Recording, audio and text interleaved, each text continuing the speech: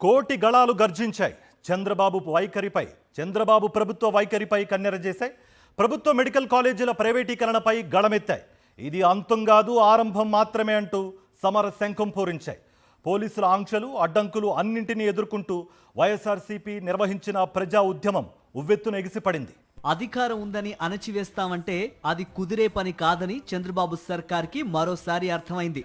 YSR Congress party నిర్వహించిన నిరసన ర్యాలీలు సూపర్ సక్సెస్ అయ్యాయి. ఏ ఒక్క చోటో రెండు చోట్లో కాదు, రాష్ట్రంలో మొత్తం 175 నియోజకవర్గాల్లోనూ వైఎస్ఆర్సీపీ క్యాడర్తో పాటు మేధావులు, ప్రజా సంఘాల ప్రతినిధులు కూడా పాల్గొని ప్రభుత్వ వైఖరిని నిలదీశారు.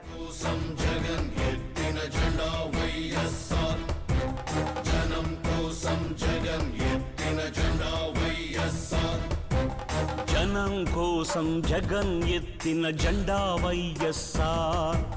జనం కోరి 1,00,000 కోట్ల సంపదను దోచుకుందామనుకుంటున్న ప్రభుత్వ పెద్దల నిర్ణయంపై అన్ని వర్గాల ప్రజలు ఫైర్ అయ్యారు. ఉదయం నుంచే పార్టీ క్యాడర్తో కలిసి అన్ని వర్గాల ప్రజలు రోడ్డు మీదకొచ్చారు.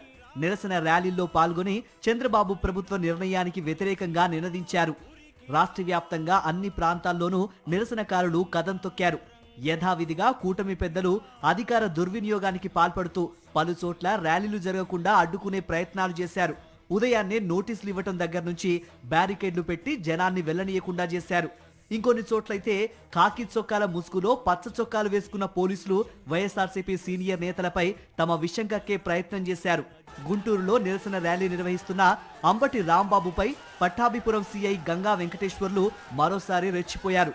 అచ్చంగా పచ్చ చొక్కా వేసుకున్నట్లు ఊగిపోయాడు. అంబటికి వేలు చూపిస్తూ నోటికొచ్చిన బూతులు మాట్లాడారు. ఇదే విధంగా మాట్లాడడం నాకు వచ్చు అంటూ అంబటి రాంబాబు గట్టిగా మాట్లాడడంతో సీఐ గంగా వెంకటేశ్వర్లు వెనక్కు తగ్గారు.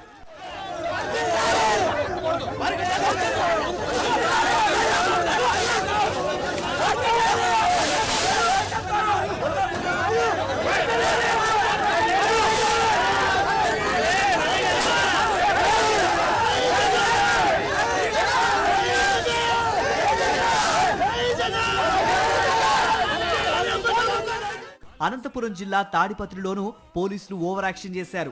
మాజీ ఎమ్మెల్యే కేతిరెడ్డి పెద్దారెడ్డి నిరసన కార్యక్రమానికి వస్తూ ఉండగా ఆయన్ని అడ్డుకున్నారు.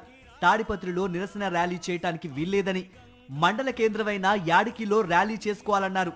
అంతకుముందే తన కార్యక్రమాల షెడ్యూల్ను పోలీసులకు ఇచ్చిన స్థానిక టీడీపీ నేత జేసీ ప్రభాకర్ రెడ్డి ఆదేశాల మేరకు పోలీసులు పనిచేశారు. గత 17 నెలల్లో 2.5 లక్షల కోట్ల అప్పు చేసిన చంద్రబాబు కేవలం 5,000 కోట్ల రూపాయలు ఖర్చు పెడితే 10 మెడికల్ కాలేజీలు పూర్తయ్యేవి.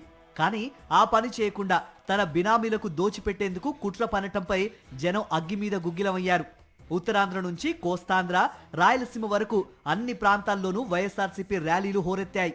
నెల్లూరు, తిరుపతి, విజయవాడ, రాజమండ్రి, కాకినాడ, విశాఖ, విజయనగరం, కర్నూలు ఇలా అన్ని చోట్ల రోడ్లన్నీ నిరసనకారులతో నిండిపోయాయి. చంద్రబాబు సొంత నియోజకవర్గమైన కుప్పంలో సైతం సాధారణ ప్రజలు రోడ్డు మీదకొచ్చి చంద్రబాబు నిర్ణయాన్ని వ్యతిరేకించారు. ఇక్కడ అసలు ర్యాలీలు జరగటానికి వీల్లేదంటూ పోలీసులు ఎన్ని ఆంక్షలు పెట్టినా జనం దెబ్బకు కాకీలు వెనక్కి తగ్గక తప్పలేదు. ఎమ్మెల్సీ భరత్ ర్యాలీలో పాల్గొన్నారు. ఆర్డీఓకు వినతి పత్రం ఇచ్చారు.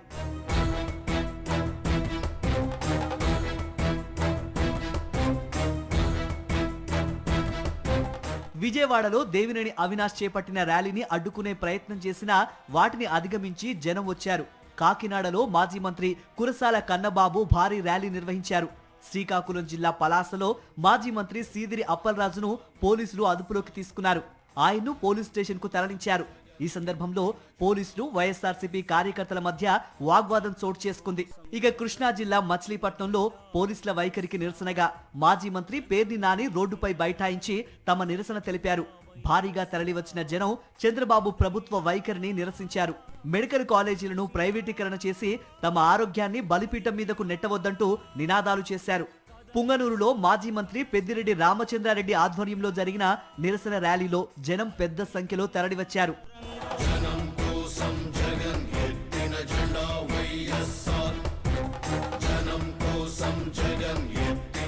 వైఎస్ఆర్ జిల్లా పులివెందుల్లో party MP YS Avinash Reddy, party ప్రధాన కార్యదర్శి సతీష్ రెడ్డి నిరసన ర్యాలీలో పాల్గొన్నారు.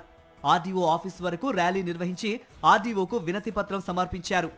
కడపలో మాజీ డిప్యూటీ సీఎం అంజద్ బాషా, జిల్లా అధ్యక్షుడు రవీంద్రనాథ్ రెడ్డి తదితరులు పాల్గొని ర్యాలీని ముందుండి నడిపించారు. విజయనగరం జిల్లా చీపురుపల్లిలో మాజీ మంత్రి బొత్స సత్యనారాయణ ఆధ్వర్యంలో జరిగిన నిరసన ర్యాలీలో జనం భారీగా పాల్గొన్నారు. చెక్ పోస్టులు పెట్టి బైక్ ర్యాలీని పోలీసులు అడ్డుకునే ప్రయత్నం చేశారు. కదలిరా కలసిరా ఊరికిరా. ఇక విశాఖలో రోడ్లన్నీ నిరసనకారులతో కిటకిటలాడాయి. పోలీసులు ఫ్లైఓవర్లను మూసివేసి అడ్డంకులు సృష్టించే ప్రయత్నం చేసినా ర్యాలీ విజయవంతమైంది. ప్రజా ఉద్యమం పేరుతో నిర్వహించిన ఈ ర్యాలీలు అన్ని చోట్ల సూపర్ సక్సెస్ అయ్యాయి. చంద్రబాబు ఇప్పటికైనా తన నిర్ణయాన్ని వెనక్కి తీసుకొని మెడికల్ కాలేజీలను ప్రభుత్వ పరంగానే నిర్వహించాలని అన్ని వర్గాల ప్రజలు డిమాండ్ చేశారు.